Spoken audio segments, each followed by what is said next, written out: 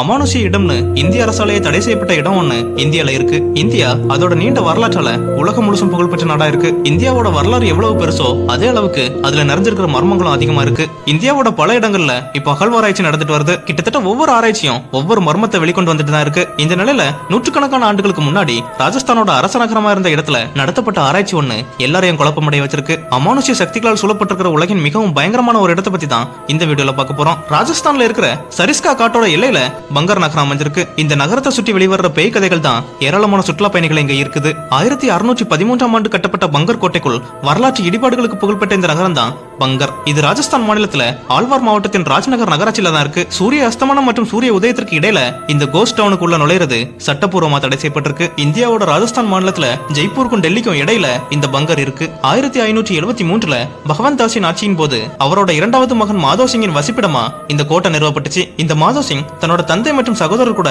பல போர்கள்ல பங்கேற்றிருக்காரு. பங்கரோட அடுத்த ஆட்சியாளர் அவரோட மகன் சதர் சிங். இவர் 1630ல இறந்த பிறகு பங்கர்னு ஒரு இடமே புறக்கணிக்கப்பட்டது. அவுரங்கசீப்போட மரணத்துக்கு பிறகு முகலாய சாம்ராஜ்யம் பலவீனமடைந்த போது இரண்டாம் ஜெய்சிங் தன்னோட பங்கார 1720ல தன்னோட மாநிலத்து கூட இணைச்சாரு. இதுக்கு பிறகு பங்கர் மக்கள் தொகை குறைஞ்சி 1783ல இருந்த பஞ்சத்துல இருந்து மக்கள் வசிக்காத இடமா இந்த பங்கர் மாறிட்டு. அதுக்கு பிறகு இந்த பங்கர் இந்திய அரசாங்கத்தால் அங்கீகரிக்கப்பட்ட ஒரே சட்ட ரீதியான பேய் உள்ள இடமாவும் இருக்கு.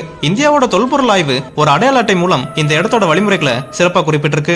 இதுதான் இந்த நகரத்தோட மர்மத்தை இன்னும் வலுவாக்குது. ஒருவேளை இந்த பங்கர் கோட்டைக்குள்ள சூரிய உதயத்திற்கு முன்னாடியும் சூரிய அஸ்தமனத்துக்கு பிறகும் யாராவது நுழைஞ்சா அவங்க மேல சட்ட நடவடிக்கை எடுக்கப்படும். வரலாற்றுப்படி பார்த்தோம்னா பங்கார் நகரம் குருபால் நாத்தால் ஒரு நபரால சபிக்கப்பட்டது. அந்த நகரத்தை சபிச்ச குருபால் நாத்தம் ஒரு சிறிய சமாதியில இன்னைக்கு வரைக்கும் அங்கதான் அடக்க செய்யப்பட்டிருக்கதாகவும் கூறப்படுது. இந்த இடத்தை சுற்றி இன்னொரு கதையும் இருக்கு. அதுதான் பங்கார் இளவரசி ரத்னாவதியோட கதை. ரத்னாவதியை தான் ராஜஸ்தானோட பொக்கிஷமா பாக்குறாங்க.